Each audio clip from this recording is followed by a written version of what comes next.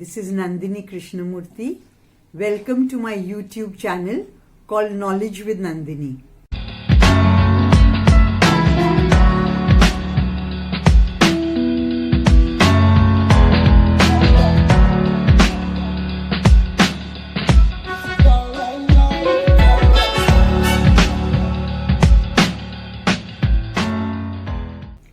Today we will talk a little about the general infrastructure in the CSSD. While designing a new CSSD or updating an existing one, there are certain things to be kept in mind. Foremost is, of course, taking care of infection control issues, as we ourselves are custodian of infection prevention in the hospital. For example, we need a unidirectional workflow, as mentioned in one of my earlier talks, and a controlled airflow. Also, material for walls, floors and ceilings should be carefully selected, taking care about its finishing. Equipment, furniture and fixtures are also very important and should be of appropriate material and suitably placed. There should be facilities to support personal hygiene, especially hand hygiene. The planning and design should support staff health and safety. This is very important to me. Also, we should try and move to a green CSSD. That is, have water saving equipment and equipment which has little or no toxic emissions. Improvements and innovations must be made to have products that run more economically and are environmental friendly. Cooling water from the autoclaves can be recycled in the autoclave itself or used in other parts of the hospital. Floor finishes should be a non-slip, a safety requirement. All flooring should be washable with soap and water and withstand daily cleaning. It should be impermeable, or in simple words, non-porous or non-penetrable by liquids. If there are tiles, they should be large with minimum joints. PVC welded sheets ensure a watertight, hygienic surface. Epoxy coated floors also are recommended. The floor should extend up to the wall and another 8 to 10 inches upwards. This makes for a smooth joint between walls and floor. It is called coving. It helps in cleaning this area and prevents trolley wheels from hitting and damaging walls. About walls, these also should be washable. They can be constructed of Kota stone, or they can be epoxy coated or made of stainless steel. Some CSSDs abroad have walls which are made of glass. In case of budget constraints, glazed tiles can be used, but I don't really recommend it. Please remember, your walls should be as good or better than those in OT. The same goes for the flooring and the ceiling.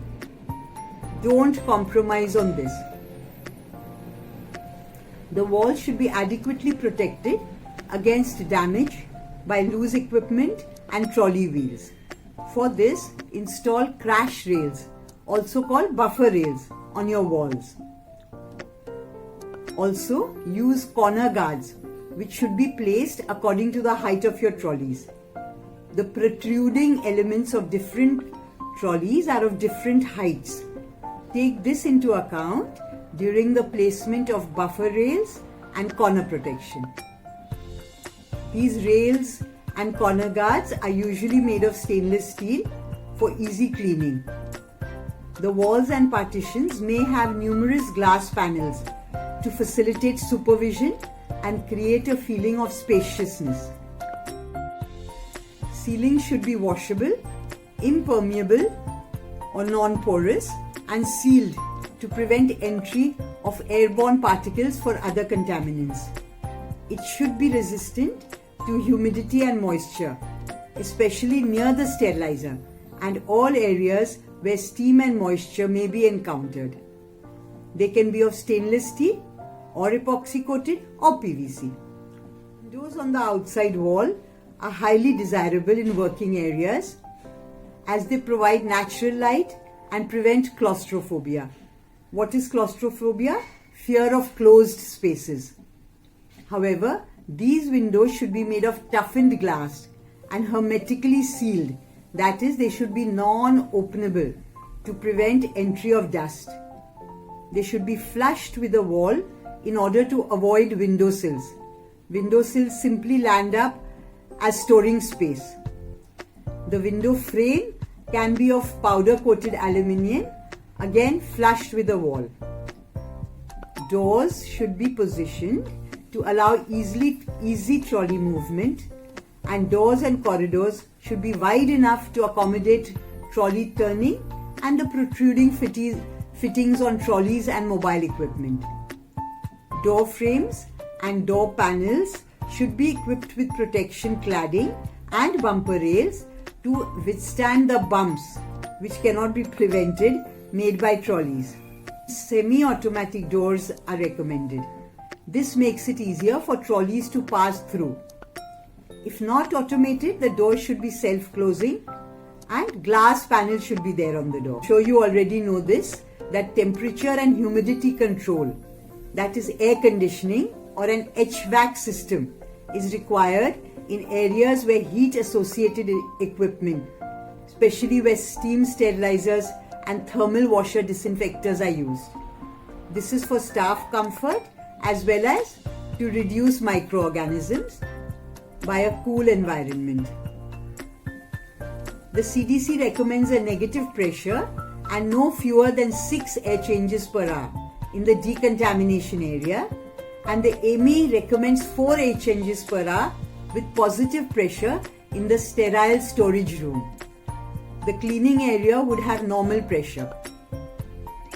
The sterile storage area should be a limited access area. This is very important. No one should come into the area except the CSSD staff. The sterile storage area would have a temperature up to 24 degrees and all the areas would have a relative humidity from 30 to 60 degrees. In the sterile storage area, the relative humidity is allowed up to 70%. Temperature in the packing zone should be between 20 and 24 degrees. The decontamination area is recommended to have a temperature between 16 and 18 degrees centigrade, but this is advised because complete PPE is worn in foreign countries, which is very hot and uncomfortable. In India, I think 20 to 24 degrees is okay in all the areas, provided there are temperature and humidity gauges in each area and the readings are recorded daily. This is very important. Please don't neglect this. You can get the gauges even now if you don't have in your CSSD. These will definitely be checked during audit time. Consideration should also be given to ensure there is adequate lighting, preferably natural lighting, and also some noise control. A threshold of 60 decibels should not be exceeded. You can get a gauge for this as well. The walls and ceilings should be made of absorbent material so that they do not reflect sound. Sterilizers and washer disinfectors should be selected and installed to reduce the noise level. We will take up equipment, furniture and fittings in a later talk. I'm signing off now. Bye.